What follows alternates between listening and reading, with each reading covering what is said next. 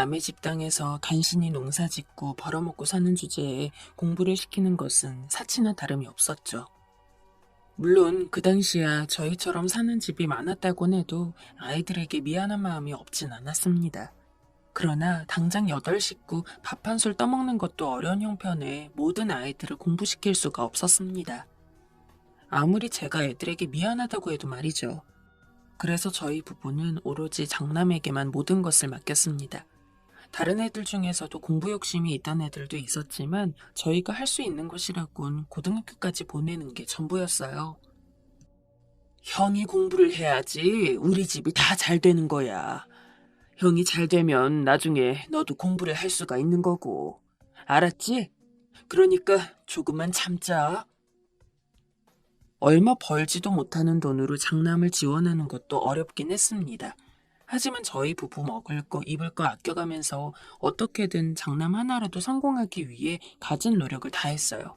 아내는 농사뿐만 아니라 옆집 허드렛 일까지 맡아서 했고 저 역시 일용직이라도 뛰면서 몇 푼이라도 돈을 더 벌려고 아등바등했어요. 모두가 장남을 위해서였죠. 장남이 성공하면 이 가난한 집안 사정도 벗어날 수 있을 거라고 생각했으니까요. 다행히 장남은 저희의 기대에 부응하여 열심히 공부하는 편이었습니다.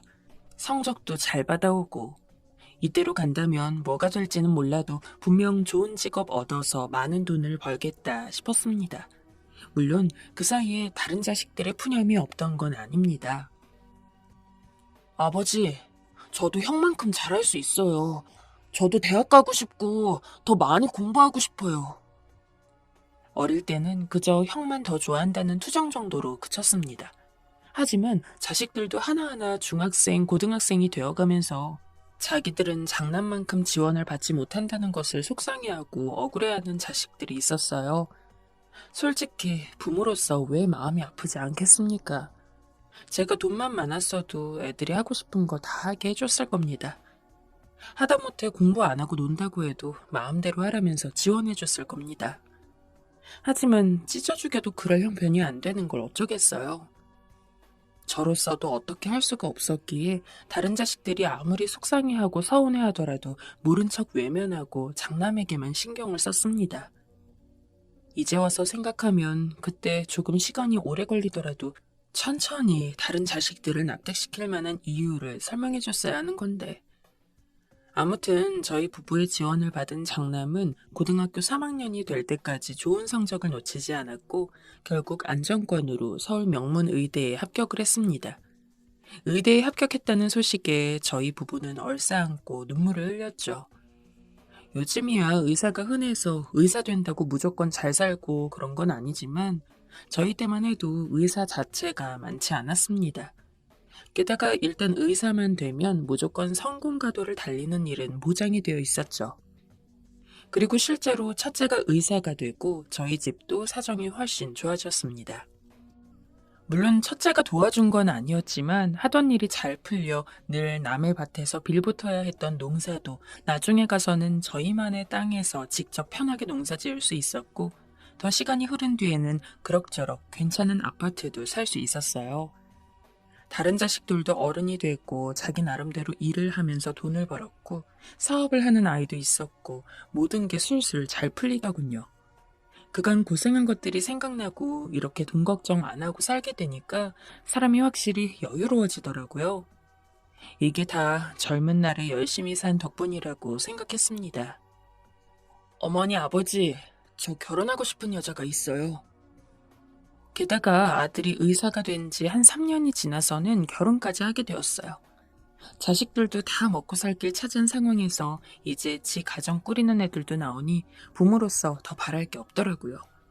게다가 첫째 며느리는 아들과 같은 의사였으며 공부도 많이 해서 모자란 게 없으면서도 한편으로는 참 싹싹하고 참했습니다.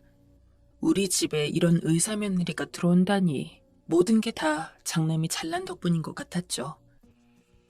네가 우리 집의 복이다, 복이야. 장남이 결혼할 때까지만 해도 제게 소원은 없었습니다.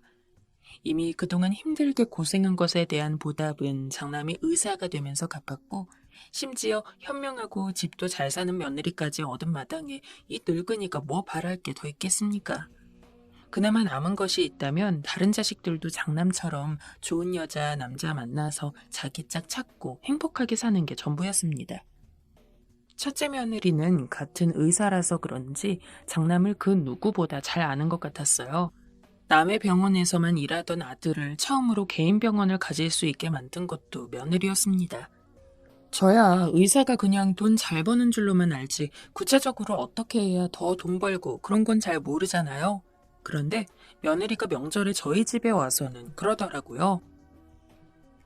아버님, 어머님, 지금도 희석 씨가 돈을 잘 버는 편이긴 하지만 사실 남의 병원에서 일반에선 냉정하게 봤을 때 미래가 없어요. 지금 어느 정도 경력도 쌓였으니까 이제부터라도 희석 씨 이름으로 된 개인 병원 차려서 운영하는 게 더 나을 수도 있어요. 같은 전문가니까 며느리만큼 잘 아는 사람이 없겠다 싶었습니다. 그리고 많은 돈은 아니지만 병원 차리는데 보태라고 돈을 주기도 했습니다.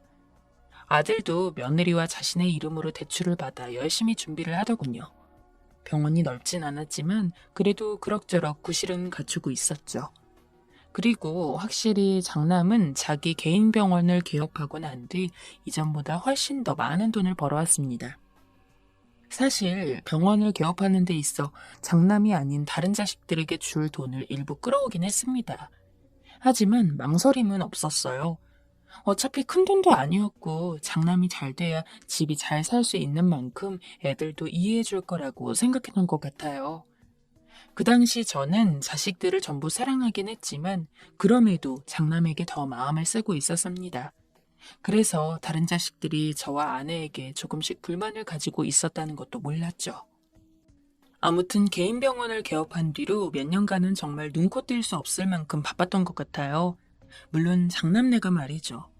가끔 잘 지내나 싶어서 장남에게 연락을 하면 진료를 보느라 못 받을 때가 태반이었고 며느리에게 전화를 해서 희석이는 잘 있니? 라고 물으면 아유, 그이 요새 병원이 너무 바빠서 집에서 제대로 쉬지도 못해요.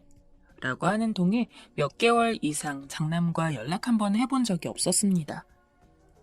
어쩌다 한번 근처에 들러봐도 저희 아들 병원만큼 사람이 바글바글한 곳이 없었어요. 그에 저는 그 성공이 영원할 줄 알았죠.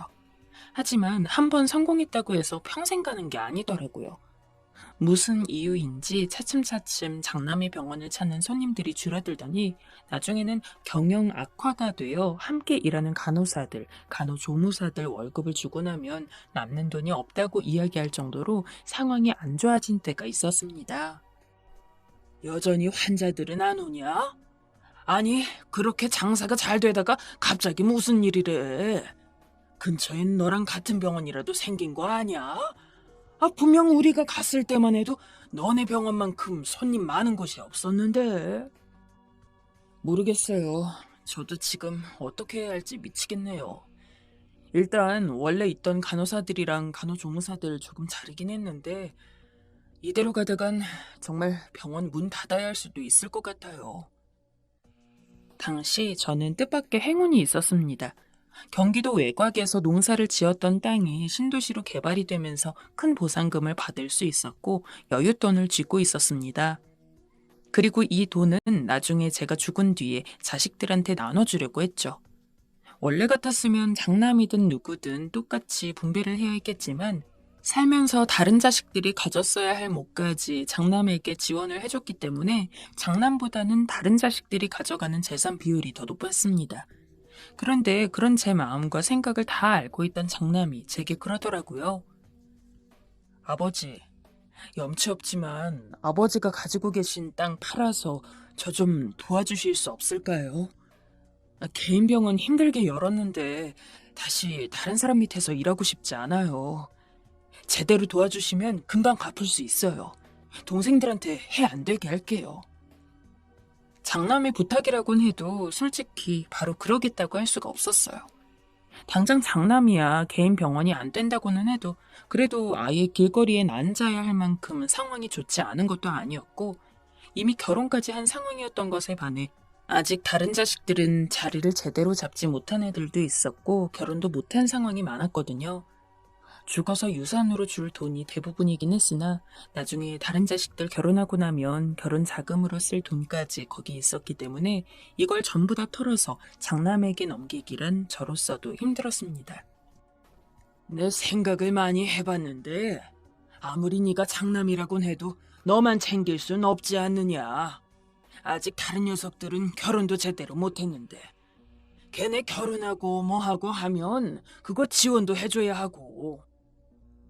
꽤 오랜 시간 고민을 해봤습니다.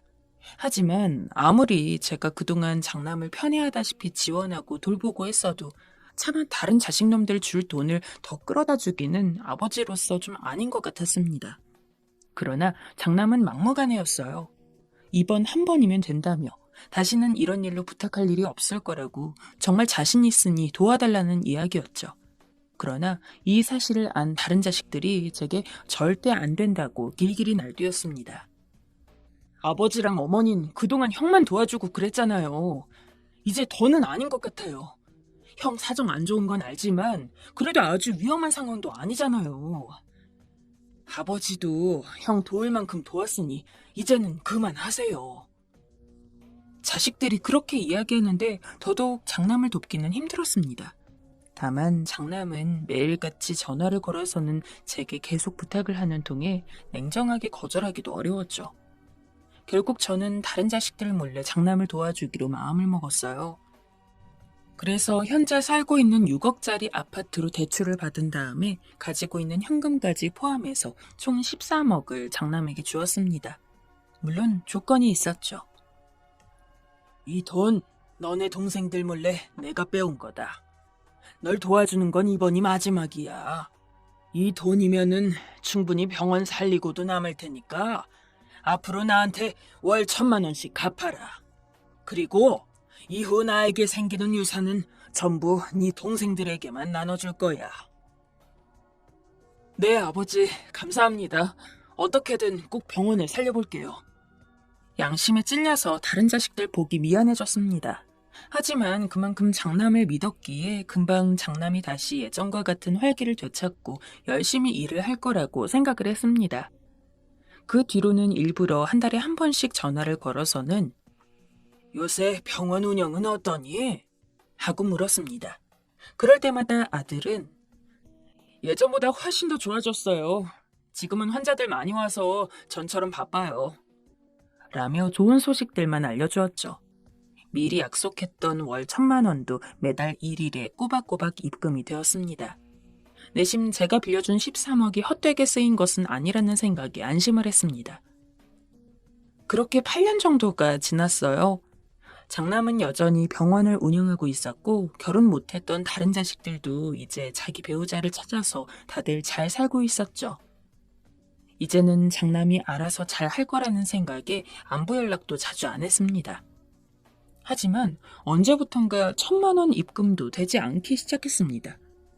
그래도 너무 빚쟁이처럼 쪼으면 안 될 것 같길래 몇 달은 참았죠. 그리고 저는 이제 자식들 다 장성하게 키워서 내보낸 만큼 아내랑 둘이 여유롭게 살고 싶은 마음이 컸기 때문에 다른 곳에 신경 쓰고 싶지가 않았어요. 그래서 아내 데리고 이곳저곳 여행도 다니고 그랬습니다. 그런데 어느 날 둘째에게 연락이 왔습니다.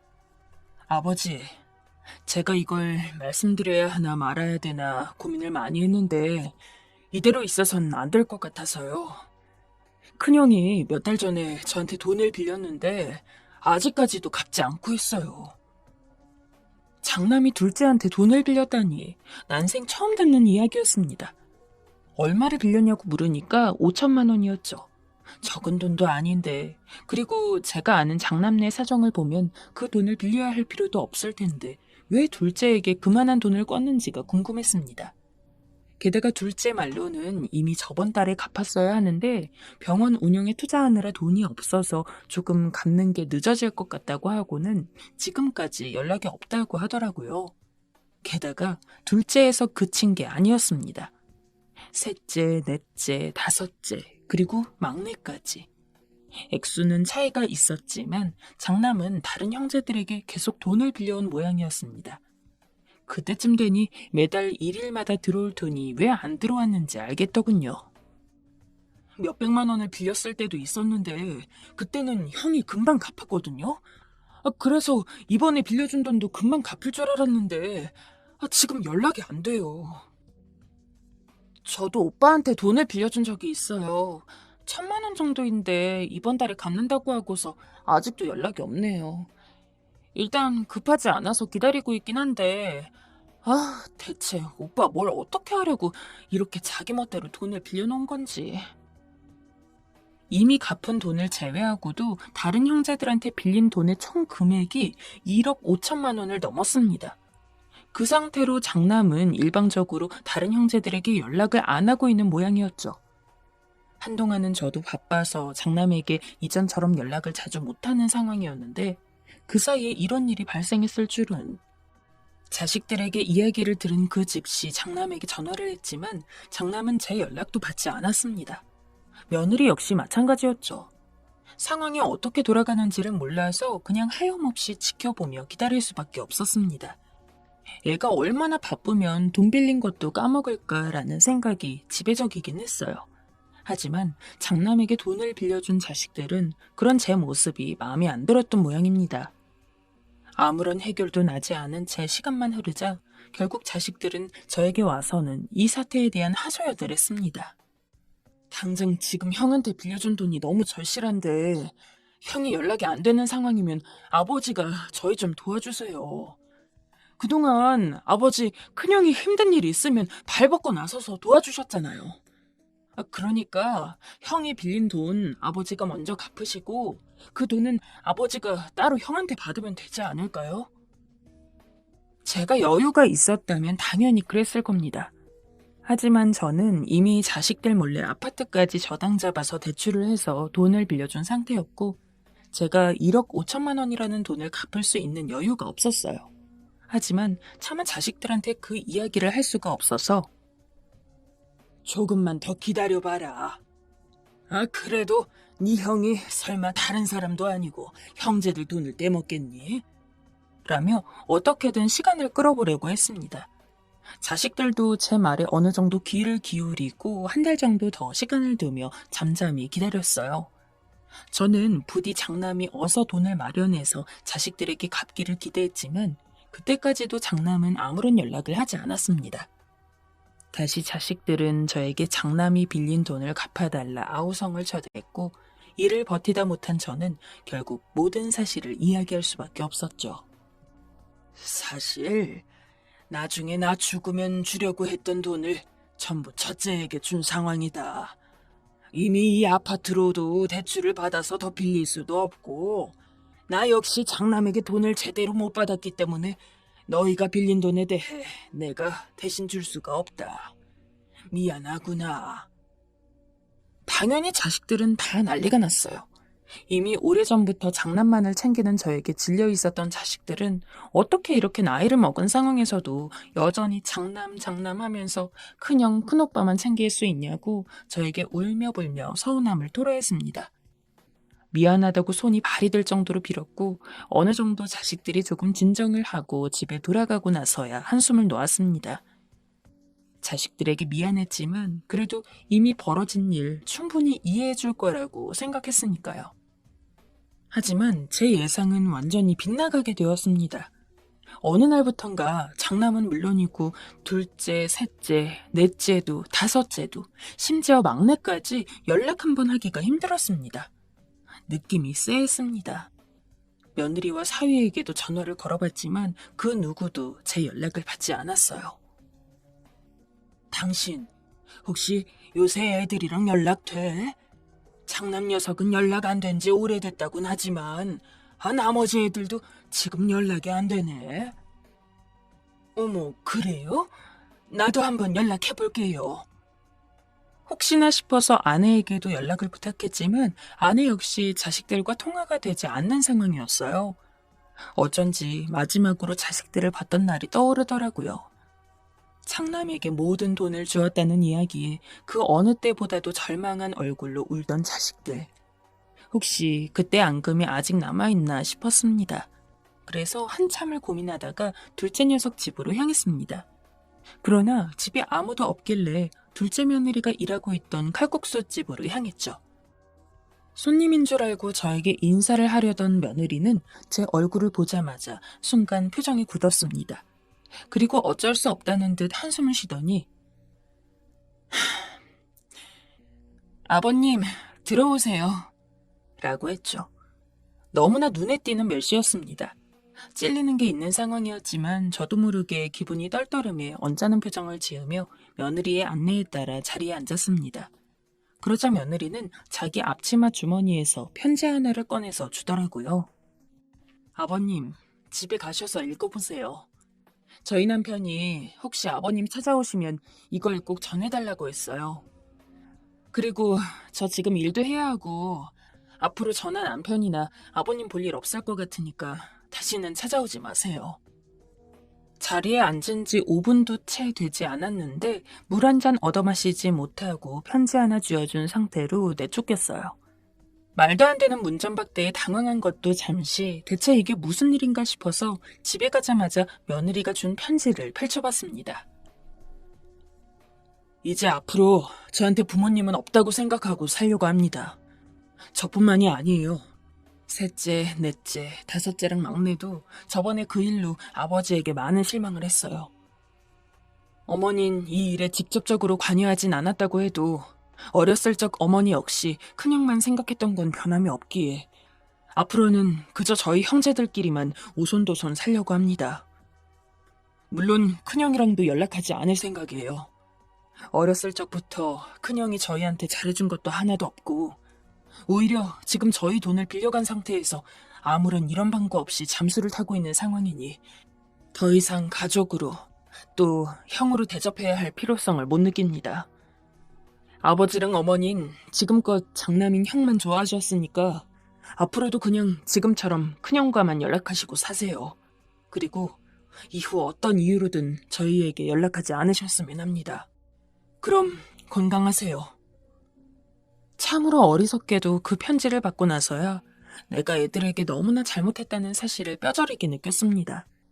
하지만 이미 기차는 떠났고 저는 자식들에게 없는 아버지가 되고 말았습니다. 게다가 그 와중에 간신히 연락이 닿은 첫째는 제가 빌려준 13억은 물론 다른 형제들에게 빌렸던 1억 5천까지 전부 다 날려먹고 병원도 망한 상황이라 저는 아파트를 담보로 빌렸던 대출을 갚을 여력마저 없었습니다. 당연히 그 소식을 듣고 저는 바로 첫째에게 찾아갔습니다. 아니, 내가 준 13억을 어떻게 다 날릴 수가 있어? 애들한테 빌렸다는 1억 5천은 또 뭐고? 너 대체 병원 운영 안 하고 뭘 했길래 그 큰 돈을 전부 길에 내다 버려? 제 인생에서 처음으로 장남에게 그렇게 크게 목소리를 냈을 겁니다. 하지만 정말 그러지 않고서는 견딜 수가 없었어요. 13억, 정확히는 14억 5천만 원이 누구 집 개 이름도 아니고 어떻게 그 큰 돈을 가지고 한 푼도 못 남기고 말아먹을 수가 있는 건지.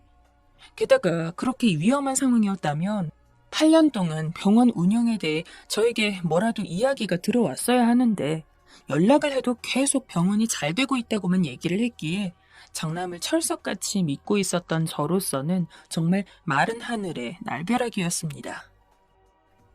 사실 병원 운영하면서 도박에 조금 빠졌어요. 처음에는 그냥 재미삼아 했는데 점차 저도 모르게 돈을 계속 쓰게 되더라고요. 동생들한테 돈 빌린 것도 그것 때문이었어요. 직원들 월급 줄 돈으로 도박을 하니까 월급이 밀리게 되고 그걸 갚으려고 동생들한테 돈을 빌리고. 죄송합니다. 믿고 있었던 장남은 도박이라는 말 같지도 않은 이유로 돈을 날린 것이었어요. 집을 빼고 가지고 있던 건 모두 털린 거나 다름이 없으니 완전히 빈털터리가 되었죠. 하지만 장남보다 당장 저와 아내의 사정이 더 급했습니다. 아파트가 경매로 넘어가서 졸지에 길이 나앉게 생기게 된 것이었어요. 이 모든 게 다 장남 탓이기도 하고 그래도 장남은 작은 집이라도 남아있었기에 연락해서는 우리 좀 데려가라고 했더니 아버지, 저희도 지금 병원 망해가지고 힘든 거 아시잖아요. 그런데 어떻게 아버지까지 절 힘들게 하려고 하세요? 라며 아주 매몰차게도 거절하더군요. 그동안 살아온 인생이 모두 허망했습니다.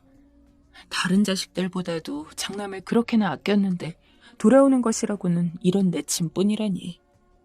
어떻게든 살겠다고 절대 연락하지 말라는 둘째에게도 사정사정해서 연락을 하면서 지금 어떤 상황인지 설명을 했지만 오히려 둘째는 저에게 그랬습니다. 그렇게 장남인 큰형만 믿더니 꼴 좋다고요. 자식이 6이나 있었는데 힘들 때 기댈 수 있는 자식이 하나 없었습니다.